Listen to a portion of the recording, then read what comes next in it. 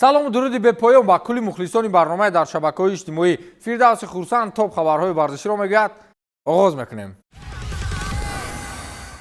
дар вақту соати 9 баргаштем. албатта ки чанд мушкилиҳо буд ки мо барномаи худро интишор карда наметавонистем ва дар ин байн воқеаҳое буданд ки бояд дар мавридаш гап мезанем. аммо барселона то ин ҷониб воқеан арзанда омад. ҳарифи азалии худро дар ҷоми Испания воқеан титу пора кард. акнун имрӯз дар мавриди бозии дастаҳои Интер ва Барселона ҳарф мезанем.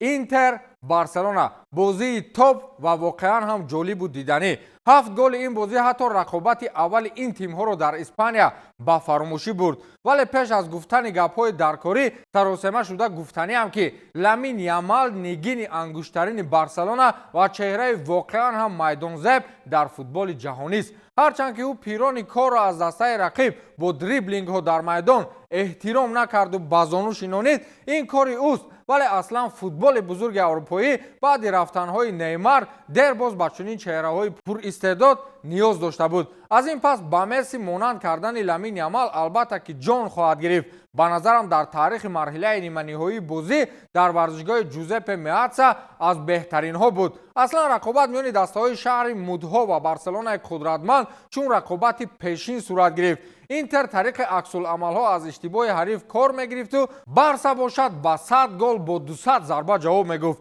ин мавсим албатта ки Барсаро метавон шоҳи камбекҳо номид, зеро дар чандин рақобатҳои ниҳоят сангину дардисарсоз на танҳо ҳисоб баробар карда тавонист, балки ҳамчунин қаҳрамонона худро аз бох наҷот дод.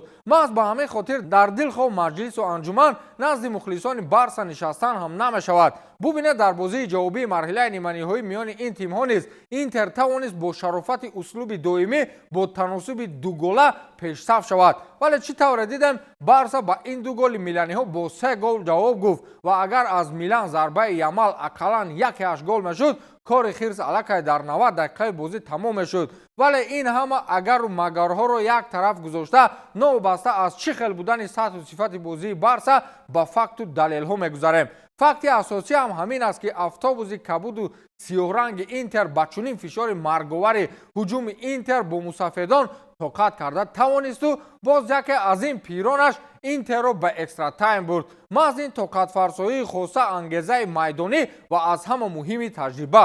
Ямал воқеан ҳам чун ҳарвақта кори шоён нишон дод ва дар рафти дриблинг анҷомдиҳӣ ҳамон қадаре ки хост мусафедони майдонии Интерро пас заду масхара кард. ҳарчанд дар нимаи аввал Димарко нисбаташ дағалбозӣ карду Михтариян ҷонибаш қоидаҳоро вайрон мекард, вале билохира ҳардуи инҳо вақти наздикшавӣ ба ин истеъдод аз фабрикаи футболии каталонӣ ба замин меафтоданд. хулас ки камбеки интизории Барса қариб ки самар меовард, вале голи наҷотбахши Ачерби дар дақиқаи 90 ҷамъи 3 яъне 93 дақиқа ба мизбонон дубора ҷон бахшид ва дар вақтҳои иловагии нимсоатӣ маҳз ҳамон Маҳдӣ Торемии эронӣ ҳам дар голи пирӯзиовари дастааш саҳмгузор шуд. ҳарчанд дар ин гол корномаи Маркус Тюрам беҳамто буд, вале он ассисти калидӣ ба номи бозингари эронӣ навишта мешавад.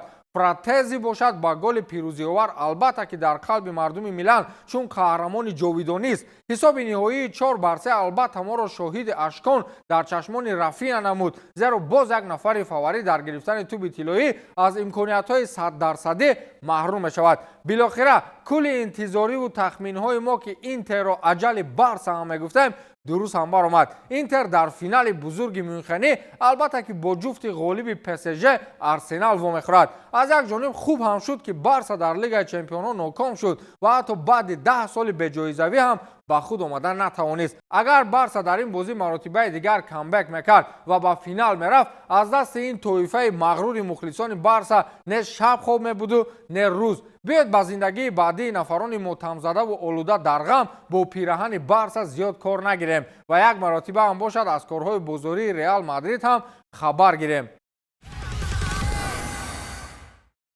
дӯстони азиз, дар ҳоле ки таи чанд ҳафтаи ахир мағруриву ҳавобаландиҳои мухлисони барса поён намеёфт, реал мадрид ҳам барои шифои захмҳои гирифтагӣ хапу дам ба бозор баромад. аллакай маълум шудааст ки проблемаи муҳимтарин дар хатти дифоъро реал боз ба кадом нафар ҷуброн карда нест. агар ёдатон бошад, Трент Александр аз ливерпул аллакай дар роҳ ба самти мадрид қарор дорад, вале нафари дигареро ки Флорентино Перес мехоҳад барои хатти дифоъи дастааш бепул ба даст орад, ин ҳам дифоъгари 25-солаи бошгоҳи ливерпул Ибраҳима Канате мебошад. шартномаи Канате бо мерсисайдиҳо тобистони соли 2026 поён меёбад ва реал чун тартиб як соли дигар барои трансферҳои муфту бепул интизор хоҳад шуд. аллакай чунин интизориҳои бемантиқу бемаънӣ реалро ин мавсим ба коми нокомиҳо кашид, вале Перес таслим нашуда бо зери нақшаҳои пешин кор карда нест. ба ҳар ҳол дифоъгари фаронсавӣ аз зумраи он дифоъгарони қудратманди ҷониби сурхон аст ки метавонад ё бар ивази нархи бозории 60 миллион ба мадрид биёяд, ё ки ба назарам як қадами зиёдатие дуртар аз варзишгоҳи Энфилд нахоҳад гузошт.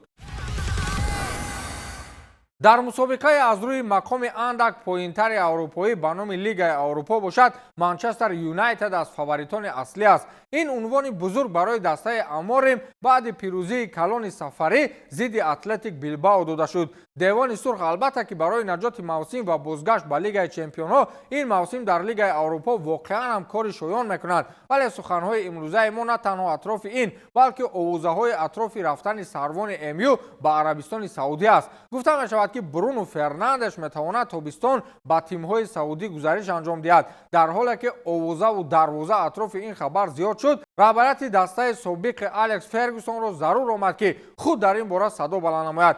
ҷавоби раҳбарони дастаи манчестерӣ ин аст ки тобистон воқеан ҳам як гурӯҳи бозингарон аз Олд Траффорд мераванд, вале на Бруно Фернандеш. ҳарчанд диққатҳо ҷониби Фернандеш аз тими Ал-Ҳилол зиёданд ва ин тими саудӣ ҳам барои ҳамшаҳрии Роналду маоши солонаи 65 миллион фунт пешниҳод кардааст, вале девҳои сурх аз лидери худ ба ин қадар осонӣ ҷудо шуданӣ нестанд. ин мавсим аллакай Фернандеш 52 бозӣ дар ҳамаи мусобиқаҳо доир карда 19 гол задаву боз 18 маротибаи дигар барои голзании ҳамдастагон кӯмакрасонӣ кардааст. ба хаёлам кулли ин овозаҳо оиди рафтани Фернандеш ба замини муқаддаси Саудӣ албатта дар сурати амалӣ хоҳад гашт ки агар худи бозингари португалӣ чунин хоҳиш дошта бошад. масалан як замон сарвони Ливерпул Ҷордан Хендерсон бо чунин хоҳиш ба биёбон рафту сипас ба зудӣ аз кораш пушаймон шуд ва пойбараҳнаву гурезон дигарбора ба Аврупо омад. як гапи дигар аз бузургони футболи аврупоӣ ба Бавария дахл дорад. дастаи ягонае ки ахиран тавонист ормонҳои чандинсолаи Кейнро бароварда карда тавонад ва як марди бузургро ба қадди кӯдаки хурдсоле